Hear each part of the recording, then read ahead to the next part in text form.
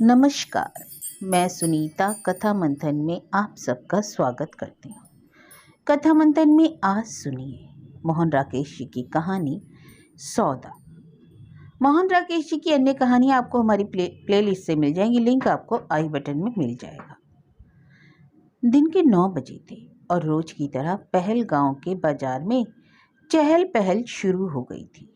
लोग नाश्ते के बाद अपने अपने होटलों और खेमों से तैयार होकर आ रहे थे।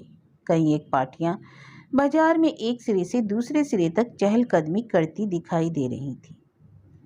एल्सेशियन कुत्ते को लेकर घूमती एक भद्र महिला से लेकर सैन फ्रांसिस्को के तरुण दंपत्ति तक और सिंधी डॉक्टर की लड़कियों से लेकर तिरुचिरापल्ली के विद्यार्थियों तक हर एक का चलने का अंदाज कुछ ऐसा था जैसे वह वहां दिग्विजय करने के लिए आया हो। कुछ सुंदर छरहरे शरीर, 2-4 याद रहने वाले चेहरे, कहीं एक अच्छी मुस्कुराहट या चुप जाने वाली मुद्रा, वरना सिर्फ कपड़े, काले चश्मे और कैमरे। 2-1 चेहरे ऐसे भी दिखाई दे रहे थे जिनकी बदसूरती को शायद घंटों की मेहनत से निखारा गया था। 2 अधेड़ व्यक्ति अपने तरुण मित्रों के समुदाय में खड़े शोर मचाते हुए लोगों को अपने युवा होने का प्रमाण देने की चेष्टा कर रहे थे। और इस वातावरण में घिरा एक व्यक्ति जिसकी वेशभूषा से प्रकट था कि वह अमृतसर का लाला है, अपनी पत्नी और बच्चे के साथ एक तरफ खड़ा था। वह बहुत सवार कर चाकू से एक सेब के टुकड़े काट रहा था और उनके हाथों में देता जा रहा था। उन लोगों के पास एक दरी, एक सेबों की टोकरी और एक रोटी का डिब्बा रखा था। पहले पुल की तरफ से कुछ घोड़े वाले घोड़ों की लगाम थामे बाजार की तरफ आ रहे थे। घोड़ों की उजली सजावट के साथ उनके मैले फटे कपड़ों की तुलना करने से लगता था कि वे घोड़ों के मालिक नहीं बल्कि घोड़े उनके मालिक हैं। वे सब आज बहुत धीरे धीरे उस तरफ आ रहे थे जो कि उनके स्वभाव के विरुद्ध था। अक्सर उनमें जो जल्दबाजी रहती थी वह आज नहीं थी। घोड़े वालों के बाजार में पहुंचते ही बाजार की हलचल पहले से कई गुना बढ़ गई। बहुत से लोग उन्हें घेरकर रौबीले स्वर में उनसे घोड़े की मांग करने लगे। हतो, 5 घोड़े लाओ, अच्छे जवान घोड़े चाहिए। हतो, ये दोनों घोड़े हमारे साथ ले जाओ, चंदनबाड़ी चलना है। चल हतो, उधर भी मेम साहब घोड़ा मांग रही हैं। ज्यादातर लोगों को चंदनबाड़ी के लिए घोड़े लेने थे। पहलगांव आने वाले सब लोग एक बार चंदनबाड़ी तक घुड़सवारी अवश्य करते हैं। हालांकि चंदनबाड़ी में ऐसा कोई खास आकर्षण नहीं है, वह अमरनाथ के रास्ते का एक साधारण सा पड़ाव है। पर क्योंकि वहां जाने का रिवाज है इसलिए लोग वहां जाए बिना अपनी पहलगाम की यात्रा पूरी नहीं समझते। उस लाला ने भी निश्चिंतता पूर्वक सेब का टुकड़ा चबाते हुए घोड़े वाले को आदेश दिया, 3 घोड़े इधर लाना भाई, अच्छे बढ़िया घोड़े हों। मगर घोड़े वाले ने जवाब में उपेक्षा सी दिखलाते हुए कहा, 3 घोड़े के 12 रुपये होंगे। सब घोड़े 3-3 रुपये में जाते हैं। लाला थोड़ा तेज होकर बोला, हम आज पहली बार तो नहीं जा रहे। एक छोटा सा झूठ उसकी व्यवहार बुद्धि ने ही उससे बुलवा दिया। हालांकि कुछ देर पहले जिस तरह वह एक आदमी से चंदनवाड़ी के पूछ रहा था उससे स्पष्ट था कि वह जिंदगी में पहली बार पहलगाम आया है और शायद पिछली शाम को ही आया है। उसी आदमी से उसे पता चला कि घोड़े वाले चंदनवाड़ी के 3-3 रुपये लेते हैं, 4 रुपये सरकारी रेट है। घोड़े वाले ने घोड़े की जीन ठीक करते हुए कहा, 4 रुपये से कम में आज कोई घोड़ा नहीं जाएगा। तू जा, अभी 50 घोड़े वाले मिल जाएंगे। लाला ने रूखे स्वर में उसे झिड़क दिया और दूसरे घोड़े वाले को आवाज दी। मगर सब घोड़े वाले उस दिन 4 रुपये ही मांग रहे थे और लोग भी इसी बात पर उनसे झगड़ रहे थे। वही घोड़े वाले जो रोज 3-3 रुपये में चंदनबाड़ी चलने के लिए लोगों की मिन्नतें किया करते थे और कई बार 2-2 रुपये में भी जाने को तैयार हो जाते थे, आज किसी से सीधे मुंह बात ही नहीं कर रहे थे। लोग आपस में कह रहे थे कि खुद उन्होंने ही घोड़े वालों के दिमाग आसमान पर चढ़ाए हैं कि घोड़े वाले उन्हें जरूरतमंद समझकर इतना नखरा दिखा रहे हैं। वे सब फैसला कर लें कि कोई घोड़ा नहीं लेगा तो अभी घोड़े वाले उनकी खुशामद करने लगेंगे और 2-2 रुपये में चलने को तैयार हो जाएंगे। आज बात क्या है? एक ने घोड़े वाले से पूछा। बात कुछ नहीं है साहब, घोड़े वाले ने उत्तर दिया, 4 रुपये सरकारी रेट है। पहले भी तो सरकारी रेट 4 रुपये था, फिर तुम लोग 3 रुपये क्यों लेते थे? यह तो मर्जी की बात है साहब, एक जवान घोड़े वाला बोला। पहले मर्जी होती थी ले लेते थे, आज मर्जी नहीं है सो नहीं ले रहे।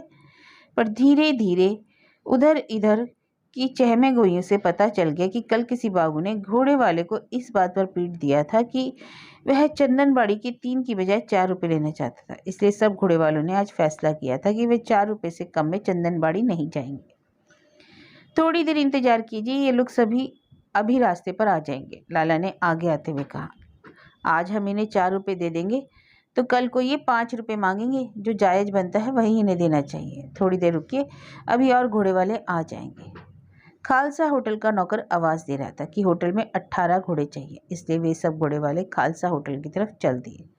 इस पर कुछ लोगों ने तुरंत परिस्थिति से समझौता कर लिया और 4-4 रुपये में अपने लिए घोड़े ठीक कर लिए। लाला और कुछ दूसरे लोगों ने नाराज़गी जाहिर की। वे खामखा अपने को घोड़े वालों के सामने नीचा कर रहे हैं, पर जिन्होंने घोड़े ले लिए थे वे चुपचाप उन पर सवार होकर चल दिए। लाला के साथ केवल तिरुचिरापल्ली के विद्यार्थी और एक बंगाली परिवार रह गया। लाला कुछ देर उन्हें अपना दृष्टिकोण समझाता रहा, फिर अपने परिवार के पास आ गया।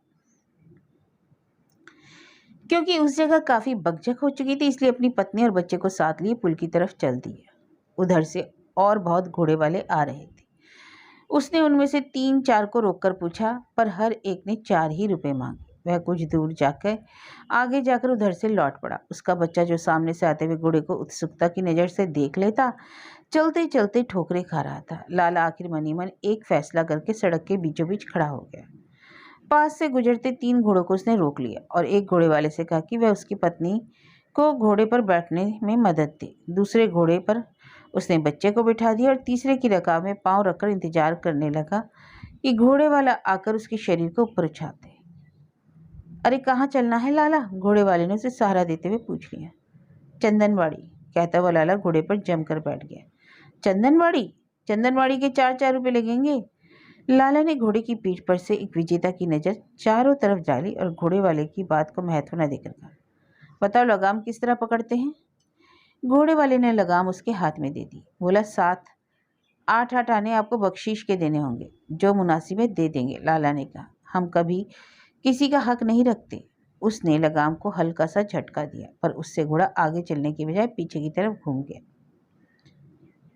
लाला, यह ऐसे नहीं चलेगा। घोड़े वाला हंस दिया। पैसे की बात करो, अभी दौड़ने लगेगा। तुमसे कह दिया ना, ठीक पैसे दे देंगे। 4-4 रुपया भाड़ा और 8-8 आना बख्शीश।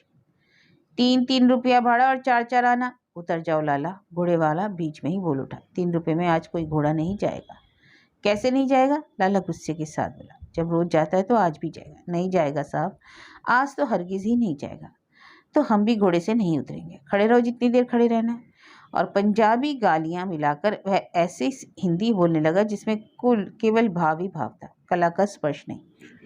तभी न जाने क्या हुआ कि उसकी पत्नी का घोड़ा बिदक कर सर पट दौड़ उठा।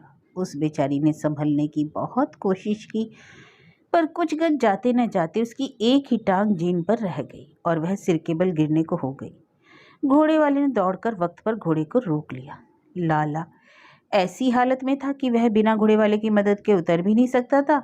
उसने एक पैर रकाब से निकाल लिया था, पर उसे जमीन तक पहुंचाने की कोशिश में दूसरा पैर उलझ गया था।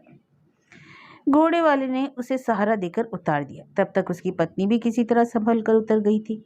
लाला ने अब खुद ही बच्चे को भी उतारा और अपनी भाषा में फिर अपने उद्गार को प्रकट करने लगा। घोड़े वाले अपनी जबान में उसे जवाब देते हुए वहां से चले गए, क्योंकि दूर से कोई उन्हें हाथ के इशारे से बुला रहा था।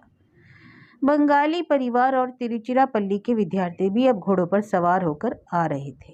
और भी कितने ही ग्रुप चंदनबाड़ी की तरफ जा रहे थे। कुछ युवतियां और युवक तेजी से घोड़े दौड़ाते पास से निकल गए। बच्चा हैरान सा खड़ा उन्हें दूर जाते देखता रहा।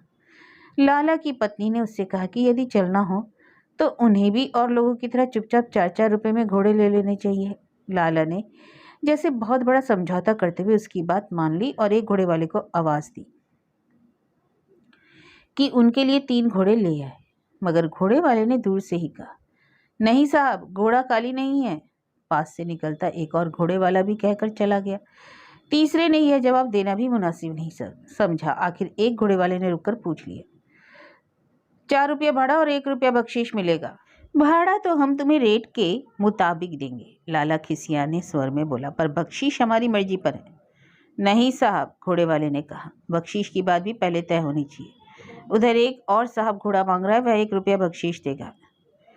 इससे पहले कि लाला कुछ निश्चय कर पाता, एक और घोड़े वाले ने उस घोड़े वाले को बुला लिया। वह एक यूरोपियन परिवार के लिए 7 घोड़े इकट्ठे कर रहा था। लाला ने पत्नी और बच्चों को वहीं छोड़कर पूरे बाजार का एक चक्कर लगाया, पर सभी घोड़े तब तक जा चुके थे। तभी अचानक उसकी नजर एक घोड़े वाले पर पड़ी, जो घोड़ा लिए क्लब की सड़क से बाजार की तरफ जा रहा था। वह रुककर उसकी राह देखने लगा। घोड़ा और घोड़े वाला बहुत धीरे धीरे चल रहे थे। लगता था जैसे दोनों बीमार हों। पास पहुंचने पर लाला ने घोड़े वाले से पूछा कि वह चंदनबाड़ी का क्या लेगा। 4 रुपया, घोड़े वाले ने खांसते हुए उत्तर दिया। उसने 7 बख्शीश की मांग नहीं की। इससे लाला के चेहरे पर खुशी की हल्की सी लहर दौड़ गई। उसने घोड़े वाले से कहा कि वह जाकर उसके लिए 2 घोड़े और ले आए। और घोड़ा आप देख लीजिए, मेरे पास तो एक ही घोड़ा है। घोड़ा वाला उसी तरह खांसता रहा। और लेना हो तो बताइए, नहीं तो मैं उधर से एक मेम साहब के बच्चों को घुमाने ले जाऊंगा।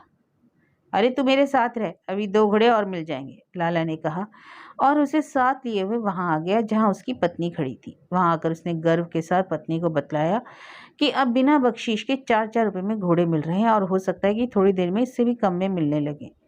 उसके बाद वह पत्नी और बच्चों को साथ लिए घोड़ों की तलाश में बाजार के चक्कर काटने लगा। बच्चा रोटी का डब्बा उठाया था और पत्नी सेबों की टोकरी हाथ में लिए थी और वह खुद दरी बगल में संभाले था।